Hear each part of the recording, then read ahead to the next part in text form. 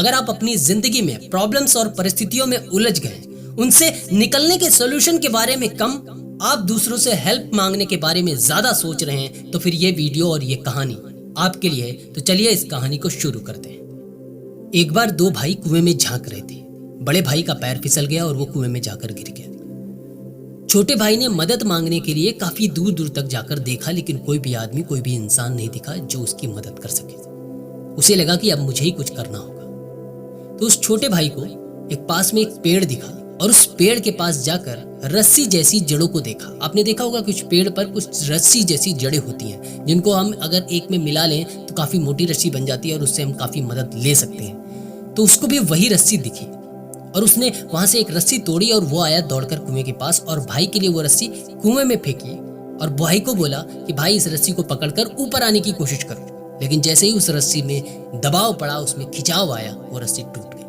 अब उस छोटे भाई को लगा कि अब मैं क्या करूं। उसका दिमाग और तेज दौड़ा और भागकर उस पेड़ के पास पहुंचा। वहां से उसने 4 रस्सियां तोड़ी और चारों को एक में मिलाकर एक मोटी रस्सी बनाई और उस रस्सी को उस कुएं में लटकाकर अपने दोनों पैर दीवार में लगाकर जमीन में लेटकर उस रस्सी को कमर से बांधकर हाथों से कस के जकड़कर और जोर से आवाज लगाई कि भाई अब उस रस्सी के सहारे तुम ऊपर आने की कोशिश करो। फाइनली हुआ कुछ ऐसा ही कि उसका भाई ऊपर आ गया और कुएं से बाहर निकल गया। अब कहानी में इंटरेस्ट यहां से पैदा होता है और इस कहानी को अब ध्यान से सुनो।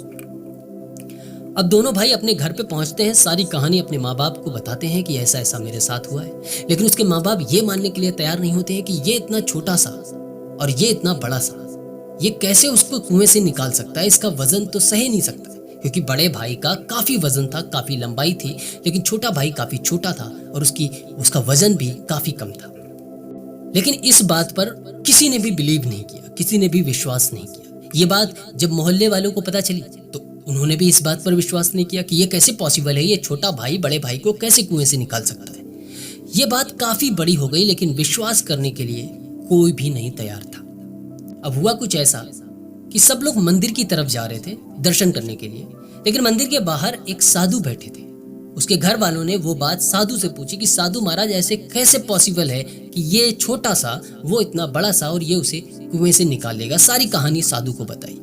तो साधु महाराज ने उस लड़के से सिर्फ एक ही सवाल पूछा और बड़ा ही अच्छा सवाल पूछा। उन्होंने कहा कि जिस वक्त तुम्हारा भाई कुएं में गिरा था, जब तुम मदद मांगने के लिए इधर उधर गए थे, या उस वक्त वहां पर कोई ऐसा इंसान था? तो उस छोटे भाई ने कहा कि वहां पर साधु महाराज कोई भी इंसान नहीं था, मैंने खुद अकेले मेहनत करके अपने भाई को कुएं से बाहर निकाला है। तो साधु महाराज ने उन सब से कहा कि जब ये बात ये बोल रहा है कि इसने खुद वहां से निकाला है, तो 110% इसने निकाला होगा। तो यही बात फिर एक सवाल बन गया। उन सब ने साधु महाराज से पूछा, साधु महाराज इसने निकाला कैसे? इतना वजन ये कैसे सह सकता है?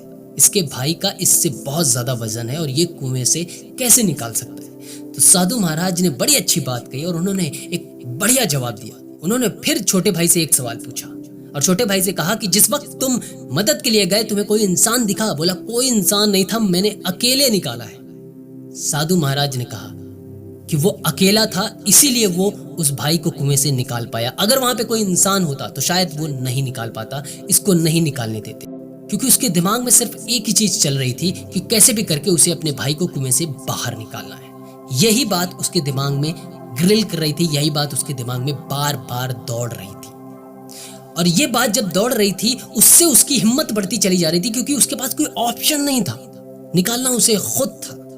उसकी हिम्मत इतनी बड़ी थी और उसका दिमाग इतना बेहतरीन था कि उसने उन सब का सहारा लेकर उस लड़के को कुएं से बाहर निकाल दिया। अगर वहां पर कोई इंसान होता तो शायद वो उसे टोकता कि तुम इतने छोटे हो, तुम इतने कम वेट के हो, तुम कैसे निकालोगे, इतना वजन कैसे सही कर लोगे?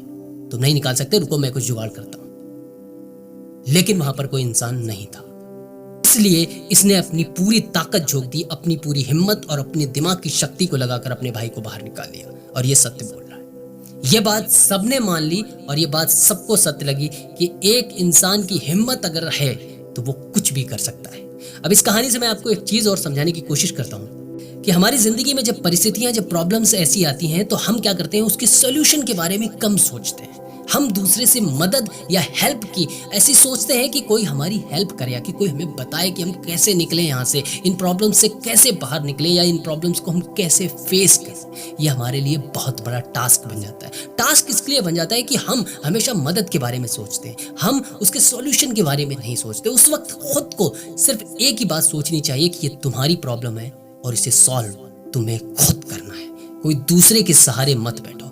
जब तुम दूसरे के सहारे बैठते हो तो तुम्हारा दिमाग काम नहीं करता है, तुम्हारा दिमाग की सोचने की जो शक्ति है वो कम हो जाती है। अगर उस लड़के को कोई मदद के लिए मिलता है या वो मदद के सहारे बना रहता तो वो कभी अपने भाई को उस कुएं से बाहर नहीं निकाल पाता।